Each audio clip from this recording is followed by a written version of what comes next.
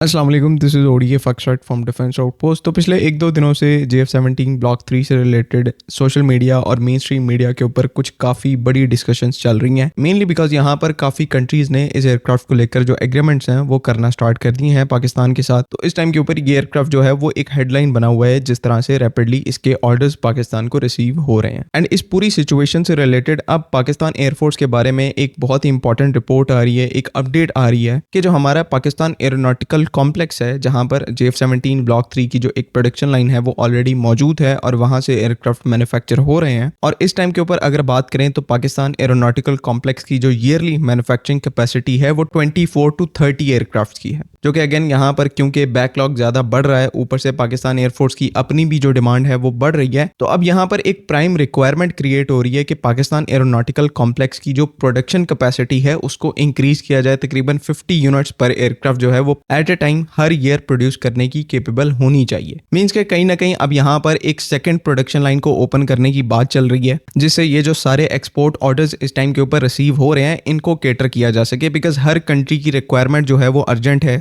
चाहे आप यहाँ पर पाकिस्तान एयरफोर्स की अपनी रिक्वायरमेंट देख लें, उसके बाद बांग्लादेश जैसी जो कंट्रीज हैं उनकी रिक्वायरमेंट देख लें, तो सबको एयरक्राफ्ट यहाँ पर अर्जेंटली चाहिए, टाइम पर चाहिए, ताकि उनका जो कैपेबिलिटी गैप है वो उसको फुलफिल कर पाए। और कहीं ना कहीं JF-17 ब्लॉक 3 के इतनी सेल्स आने के पीछे एक ये वजह भी है कि इसका जो ओवरऑल प्रोडक्शन रेट है वो काफी ज्यादा सस्टेन्ड है। अभी भी इस टाइम के ऊपर पाकिस्तान एरोनॉटिकल कॉम्प्लेक्स बहुत ही इंप्रेसिव नंबर्स में JF-17 ब्लॉक 3 को प्रोड्यूस कर रहा है। और इवन ये कैपेसिटी जो है वो वेस्टर्न एयरक्राफ्ट मैन्युफैक्चरिंग से भी ज्यादा तेज है, ज्यादा रैपिड है। इसी वजह से यहाँ पर JF-17 ब्लॉक 3 को अच्छी खासी प्रेफरेंस मिल रही है। एक तो यहाँ पर ये पॉइंट है कि JF-17 ब्लॉक 3 की बढ़ती हुई जो मार्केट डिमांड है उसको केटर करने के लिए हमें अपनी जो प्रोडक्शन कैपेसिटी है उसको इंक्रीज करना है। दूसरा पॉइंट अब यहाँ पर यह है कि अगले 3 से 4 सालों में हमें JF-17 ब्लॉक 3 को तो बड़े नंबर में प्रोड्यूस करना ही है, साथ ही साथ हमें अपने जो नेक्स्ट जनरेशन के फाइटर एयरक्राफ्ट के प्रोजेक्ट्स हैं उनको भी एग्जीक्यूट करना है, उनके प्रोटोटाइप्स को डेवलप करना है, उसके बाद उनकी प्रोडक्शन लाइन को ओपन करना है। तो उसके लिए PAC के अंदर एक नई टाइप की कैपेसिटी चाहिए जो कि नेक्स्ट जनरेशन एयरक्राफ्ट को मैन्युफैक्चर करे, उनकी एवियोनिक्स को मैन्युफैक्चर करे, उनका जो टेस्टिंग फेज है वहां पर कंटिन्यू किया जाए।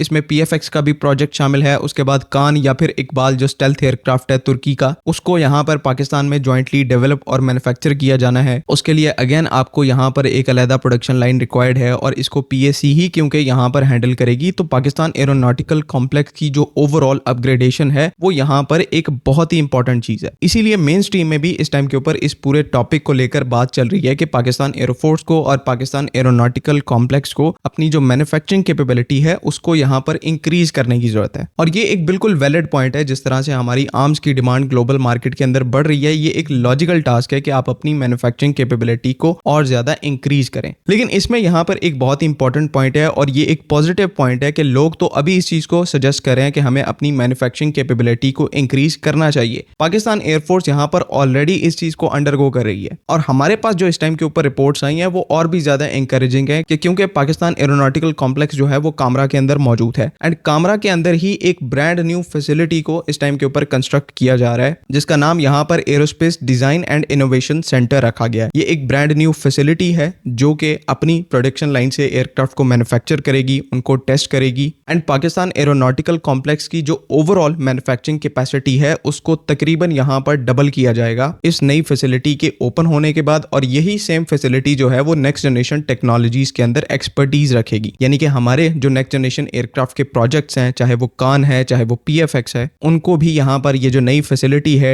ADIC के नाम से aerospace design and innovation centre, most likely ये जो सारे नेक्स्ट जनरेशन के प्रोजेक्ट्स हैं इनको इसी फैसिलिटी के थ्रू मटीरियलाइज किया जाएगा। तो आने वाले टाइम में ये बात यहाँ पर कंफर्म है कि पाकिस्तान एरोनॉटिकल कॉम्प्लेक्स की जो मैन्युफैक्चरिंग कैपेसिटी है उसको डबल किया जाने वाला है, यानी कि उसको इंक्रीज किया जाने वाला है। और इसके ऊपर मैं बताऊं ऑलरेडी पाकिस्तान एयरफोर्स ने एक बहुत अच्छी प्रोग्रेस को अचीव किया है और स्टडी प्रोग्रेस है एंड होपफुली हम यहाँ पर आने वाले टाइम में जो फ्यूचर एक्सपोर्ट ऑर्डर्स हैं एंड इससे भी इंपॉर्टेंट जो हमारी अपनी कैपेबिलिटी रिक्वायरमेंट्स हैं उनको हम अच्छे तरीके से पूरा कर सकेंगे। अगेन मैं यहाँ पर कहूंगा कि ये चीज बहुत ही ज्यादा पॉजिटिव है कि जिस चीज को हम यहाँ पर सिर्फ सोच रहे थे कि पाकिस्तान एयरफोर्स को यहाँ पर ऐसा करना चाहिए, एक्चुअली में ग्राउंड में उसके ऊपर काम जो है वो बहुत तेजी से चल रहा है। और ये यहाँ पर सबसे ज्यादा पॉजिटिव बात है कि ना सिर्फ हम उन चीजों को पॉइंट आउट कर रहे हैं एज अ नेशन, बल्कि हमारी जो एयरफोर्स है वो हमसे पहले एक स्टेप ऊपर जाकर रैपिडली और अर्जेंट बेसिस के ऊपर ऐसी चीजों के ऊपर काम कर रही है। इससे ये बात बहुत अच्छे तरीके से क्लियर हो जाती है कि पाकिस्तान एयरफोर्स अपनी कैपेबिलिटी एंड जो next generation battle environment create हो रही है उसके हिसाब से अपने आप को पूरे तरीके से प्रिपेयर कर रही है, पूरे तरीके से रेजोल्यूट है, ताकि कहीं भी कोई भी कैपेबिलिटी लैप्स जो है वो एग्जिस्ट ना करे। और चाहे हमारा जो एनिमी है वो हमसे 7 टाइम्स बड़ा है, लेकिन ऐसी क्रिटिकल डोमेन्स में फिर भी हम किसी ना किसी तरीके से उसको डोमिनेट जरूर करें। आई होप कि तमाम चीजें यहाँ पर क्लियर हैं। अगर इससे रिलेटेड कंफ्यूजन है तो काइंडली आप कमेंट्स में जरूर पूछें। बाकी अगली वीडियो तक के लिए अल्लाह हाफिज़।